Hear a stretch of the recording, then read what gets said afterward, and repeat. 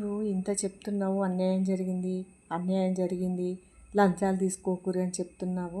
నువ్వు చెప్తే ఎవరు వింటారమ్మా?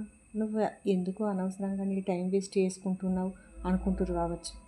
కానీ నేను టైం వేస్ట్ చేసుకున్నా సరే, కానీ ఒకరు కాకపోతే ఒకరన్నా మార్పు వస్తుందేమో అన్న నమ్మకంతో ఒక తల్లి ఉసురు ఎలా ఉంటుందో అది చూడాలని, ఒక తల్లి ఉసురు పోసుకోకూడదని ఇప్పటి ఈ తరమన్నా మార్పు రావాలని, కొత్తగా చదువుకొని డ్యూటీలకి ఎక్కిన వాళ్ళకి ఈ లంచాలు తీసుకోవద్దు, ఇది తప్పు అని తెలవాలి. ఎంత పెద్దోడు మిమ్మల్ని వచ్చి పోర్స్ చేసినా, మీపై అధికారి ఎంత పెద్ద అధికారి పోర్స్ చేసినా నిజాయితీగా నౌకరు చేయండి అయ్యా.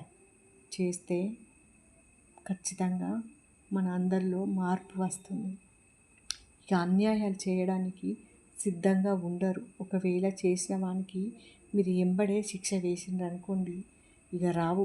ఇలా చూసుకుంటూ పోతున్నా కొద్దీ ఇలాగే జరుగుతాయి, కానీ మార్పు ఎప్పటికీ రాదు.